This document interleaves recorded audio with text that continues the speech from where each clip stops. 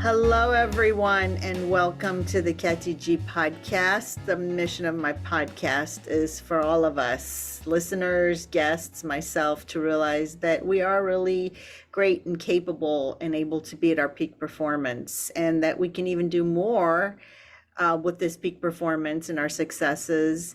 And most importantly, how can we bring this greatness then through our peak performance and our success to the world through our brand, mind you? And I do this podcast for two reasons. You always hear me say this. I care about humanity deeply, and I want all of us to see how great we really are, just to be happier and more aligned with our world and letting our world be easy. And number two reason, look, I'm human. I struggle with my own feelings and my own emotions of being less than, just like everyone else. And some days are ugly and some days are great. And our guests always bring perspective to our podcast. And that's the beauty of this podcast, and allowing myself to learn, you to learn, and learning from our guests. And hopefully our guests get takeaway too. So today we are very, very fortunate to have Molly Rands. Molly is not a lawyer, but Molly is the director of Lawyers and Judge Assistance Program at the State Bar of Michigan. And I am so excited to hear Molly's perspective. And so welcome, Molly. Thanks for joining us. Thank you so much for having me. So, Molly, let's start by you telling me, as a therapist, how you ended up wanting to be. And she's been at the State Bar of Michigan for 13 years. And I think that's a phenomenal run, because us lawyers, as we all know, sometimes we're not the easiest people to connect with, deal with. We have certain personality, things going on. Let's just call it that. But we're good people, and it's an old profession, and that's why we hope this podcast help lawyers as well as other professionals. But Molly, how is it? Tell us your story. How did you end up going to the work with lawyers, because you were in private practice before, and how did you end up really being a therapist, and how did you decide to stay working with lawyers for as long as you have? Yeah, well, great questions. So I have a graduate degree from Michigan State University in counseling. I'm a fully licensed professional counselor, and I am an internationally certified addictions clinician. And I actually almost went to law school. I started studying for the LSAT, and I was an undergrad. I had a undergraduate degree in psychology. I knew I couldn't do as much with that as I wanted. I knew I wanted to go on and further my education. And so I thought about my options, and I thought that perhaps I wanted to be an attorney. But the more I thought about that, I realized that that really wasn't the path for me. And so ironically, I ended up becoming a clinician who specializes in working with attorneys. Um, but I've done a number of different things. I started out working with the severely and persistently mentally ill. I had a caseload of a number of individuals who had pretty severe mental illness or psychotic disorders. I then was the head clinician at an organization that provided services to individuals who were all opiate dependent. I had a caseload of primarily IV heroin users. I was the head therapist there. And so I had a lot of our really difficult cases. And I loved the work and I learned a lot, but it was starting to burn me out. And I knew that if I wanted to stay in this field that I am so very passionate about and love so much, I needed to make a transition. Somebody had recommended that I look at a job through the State Bar of Michigan. And so I did, and I started out as a clinical case manager. And around that same time, I also opened up a private practice, very small on the side, where I really specialized or started specializing in professionals. So, physicians or nurses, surgeons, pharmacists, so on and so forth. And I started doing some work with the physician health program in Michigan, which really dovetailed the work that I do with the Lawyers and Judges Assistance Program. I love what I do. I am so very fortunate to be able to get up every single day and help to save lives. I don't know how else to put it. It's so very rewarding. It is very hard work sometimes, but it is worth it. It's a wonderful experience, and I'm so grateful for it. I love my team, and I love what I do, and I've been in the director role since 2020. So perhaps that's where we should take this conversation, because a lot of my listeners are in a transition state, or they want to have some change in life. They can't see themselves shifting gears because they can't seem to think that there's any purpose out there in the world that translates into a career that would make people that happy. So, what you love, can you drill down a little bit into, well, first we should start with um, why did you decide to make that transition and how were you strong enough to see the way you were operating as a therapist wasn't working and that you needed different? Can you lead us through that for our education? Yeah, absolutely. So, I think for me, I loved what I did. I loved the work that I did. I loved the clients that I had. All of that was such a great, wonderful experience for me. But I could tell that I was getting burnt out. I was getting burnt out because I was experiencing a lot of vicarious trauma, which is essentially, other people's pain. And so I was sitting with a lot of really difficult pain every day for, 6 days a week. I worked a lot at that time. I was in my 20s. I had a lot of energy, which I still have a lot of energy, but I had a lot of energy to give and effort. And I was working very hard and I was very passionate about what I was doing. But I had a lot of high risk clients. I was dealing with pregnant IV heroin users. I was dealing with a lot of involvement with child protective services. There were overdoses. I mean, it was a very stressful environment and a stressful job. And so I started noticing that I needed to make a change because I was tired. I was getting irritable. My husband was saying, I don't see you. We were actually about to get married at the time. And I remember just driving to work one day and it was dark. I would start work at that position at 6 o'clock in the morning. So it was dark, it's five something in the morning, Oh, and I'm wow. yeah, and I was driving to work and I just knew I needed to make a transition in order to continue to cultivate my own happiness essentially.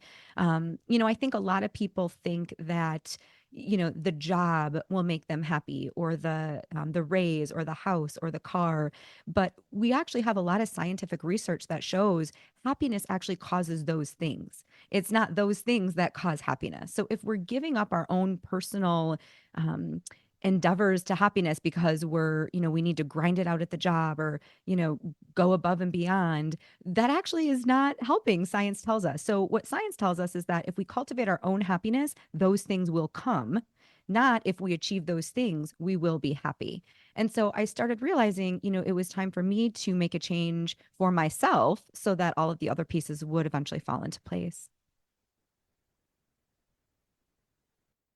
Wow, well said. So I just want everyone to stop and really think about that for a second because it really deserves some good, slow airtime to let it sink in. Cultivating your own happiness is really critically important. Happiness, we think happiness will come to us when we really have our career in place and our life, a lot of money. But really, being happy is not where you end, and happiness causes life, jobs, careers. It's not the other way around. So, I figured this out just like you years ago when I stopped practicing law, and yet there is no formula and speak to that necessarily directly on what causes us to all of a sudden say, wake up and be happy today, right? And when people get frustrated when you say cultivate your own happiness, but there are things we can all do, right? And in my opinion, it's a mindset shift. What would you?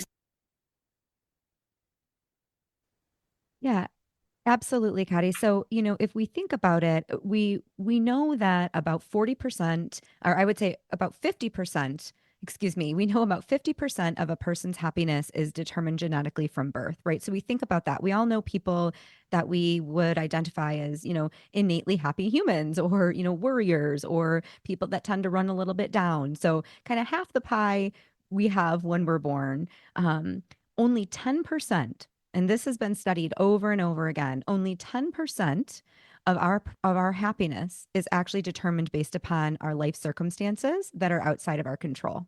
only 10%.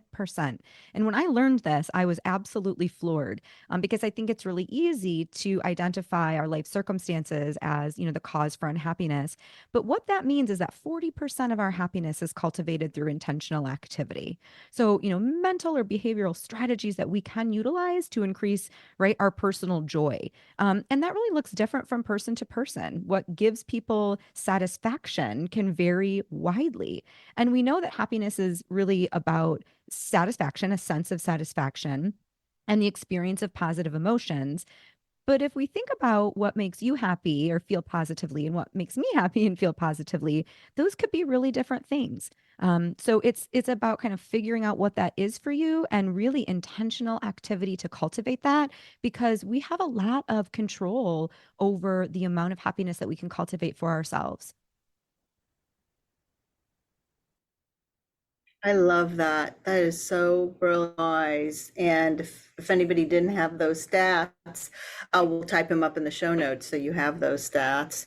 But 40% of happiness is cultivated by outside activities, experiencing satisfaction and really passions. And as someone who is well versed in, some would call me an expert in emotional, this concept of positive emotions become really, really important because we find that most professionals are people really, but since we work in the professional sector, you and I don't know how to identify their emotions and tap into their emotions, much less finding the positive ones to cultivate them to experience happiness and be in control of their life and career. Do you have any thoughts on that, Molly? Yeah, absolutely. I mean, I've worked with lawyers for, a decade and a half at this point, and I think that lawyers are so very great, at knowing what their clients need and being aware of their clients' emotions and what their clients are needing. It's so impressive to me to watch you all work, and it's amazing to be able to witness and to experience. In that same breath, I think a lot of times I find that lawyers also struggle with identifying what they need personally. So they may have awareness of what their clients need, but that self-awareness is difficult. And we know that awareness is so very important to manage stress. So in order for us to manage stress, we really need to have an awareness of how we're feeling. I try to do a nightly check-in. People can do this at any time of day. I find that it's most helpful at night. It's also when I do a gratitude journal where I write down 3 things that I'm grateful for. But I kind of check in with myself. How did today go? How am I feeling? Am I sad? Am I frustrated? Am I happy? Am I tired? And sometimes we don't know right away. And so it takes a minute, and that's okay. Sometimes I won't know that I'm in a bad mood until one of my kiddos says, Mommy, you're crabby. It's like, okay, wait a minute. You're right. What was it? Is it the email at 10 a.m. that I didn't get a chance to respond to yet? Is it something that came up? We don't always know. And so it really, like cultivation of happiness, it takes a bit of practice to cultivate the ability to have self-awareness. So I really encourage that daily check-in. But once we have an awareness of how we're feeling, we can create an awareness of what we might need. And so that I think that's really important. Absolutely. And self-awareness is a critical tool in emotional intelligence testing. Are you aware of what's going on inside you and then can you emotionally emote it, express it to your audience? And I wake up every morning and I look at myself in the mirror because I've developed this practice for myself. What do I want and desire today? And I got to tell you, it was a very, very hard practice to start because I didn't feel worthy of wanting or desiring anything. I was in service to others, right? And I found that it really is very effective. And it doesn't have to be fancy things that I want or desire, but just that self-awareness to ask myself that question boosts my self-confidence, which goes towards my formal research around stress and self-confidence, right? As stress goes, self-confidence drops proportionally. That's what my formal research. And, so please, audience, use some version of these tools that Molly and I are sharing because they're not woo-woo, they're not crazy. They're real. This is the humanity of all of us coming through. So, Molly, what do you find in your practice with lawyers is the biggest thing, the biggest lesson and learning that our audience can learn from all your years of work with lawyers, if there was one thing? Of course, you've so many brilliant things. Maybe we've already captured it, but is there anything in particular that stands out for you that would help this audience sitting there going, I'm not happy, my practice is successful, I don't feel good, maybe I don't want to stay a lawyer, um, family life isn't going the way I wanted to go. What support do you have or what suggestions do you have based on all your years of working with us lawyers? Well, I think that one of the biggest pieces that I try to help folks understand is that we've really shifted when we're looking at the legal culture. We know through research that lawyers experience significantly higher rates of depression, stress, anxiety, and substance use than the general population. And also much higher rates than other high stress professions, right?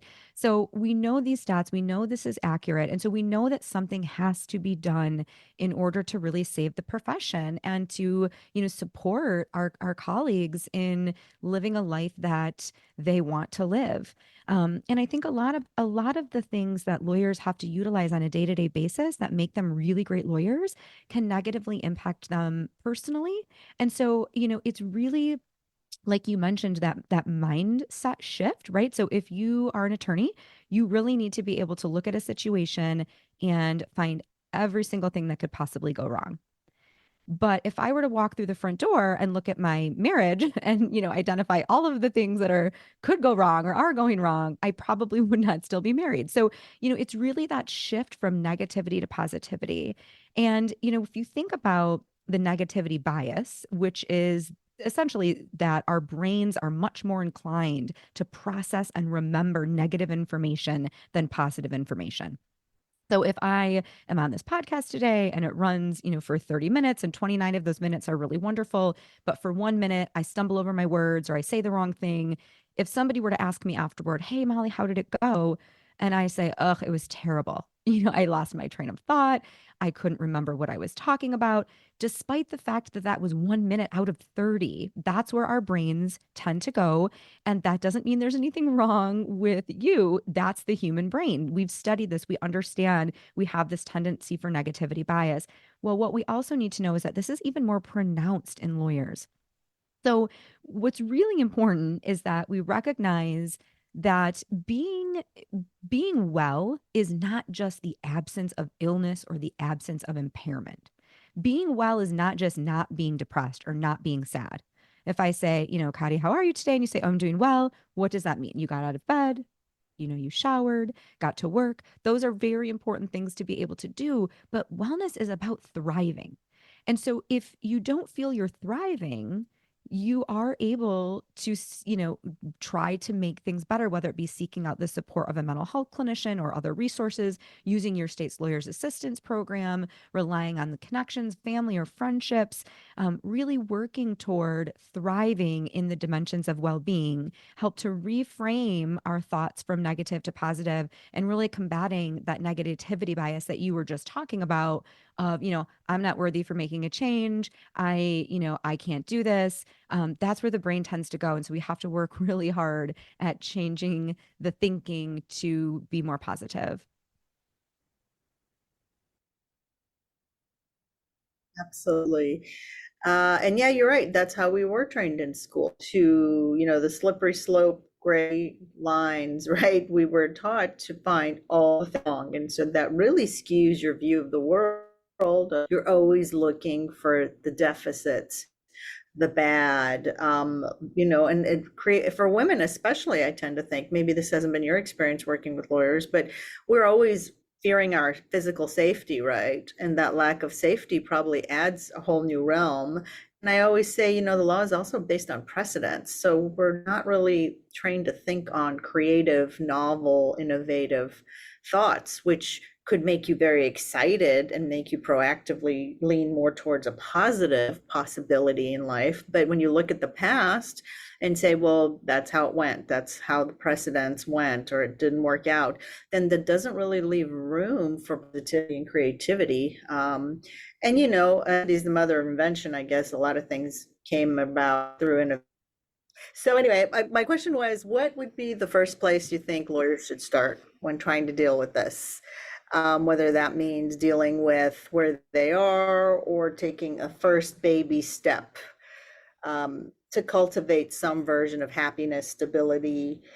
I mean, I love the word thrive. I use it all the time with people, but I tend to think with lawyers, it scares them because, there's a lot of self-sabotage that as humans we go through. So what's one thing you recommend as a baby step, as a slow starting point for someone who's listening who says, that's great for everyone else, but I can't do that?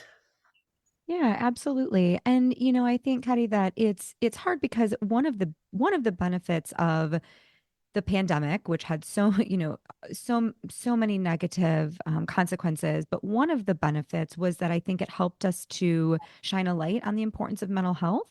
And so, it was around that time and the years that followed that we started seeing, everybody talking about wellness or well-being. And so, there were, you turn on the television or the radio and you hear ads for, meditating or utilizing mindfulness, both of which I love. Practicing yoga, also something I love, but those types of things to help to take care of ourselves. And those things are excellent and great ways to be able to manage our stress. But one of the unintended consequences of that, I think, is that we really, people that were still struggling and that were, as you describe, if they were still struggling and if they were having a hard time being happy or, knowing or having a hard time thriving, they felt like if they were struggling, they just weren't doing wellness well enough.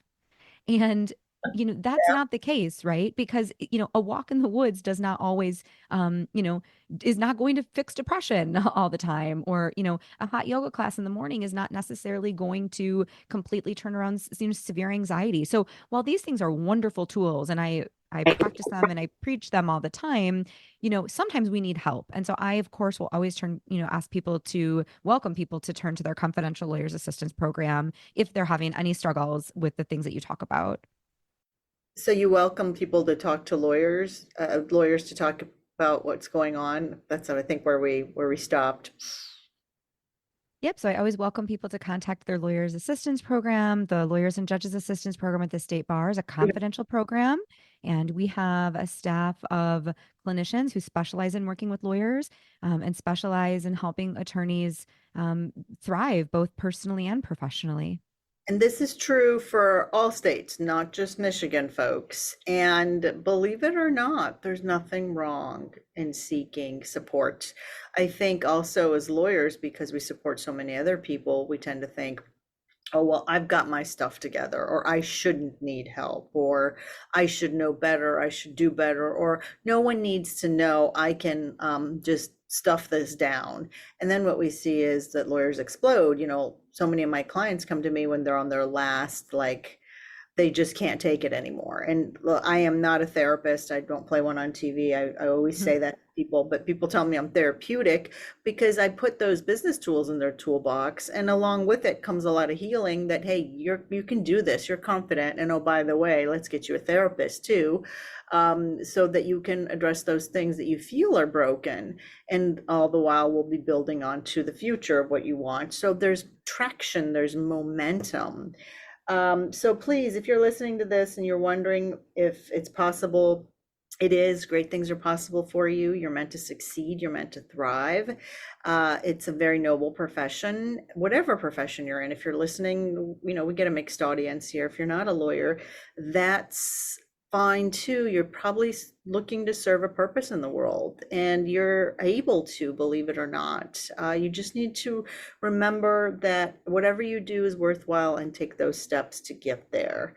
So, Molly, at this point, I like to focus on our expert because I always say, just because I bring on a podcast expert, a guest on my podcast who's an expert, does not mean that we're all not human. And so, tell us one thing you're dealing with, a challenge you've got going on in your life, and maybe talk us through how you think about it, because I think that will be helpful as an example of how mindset shifting works and how there's a different perspective and a different way we can look at something. I hope that makes sense.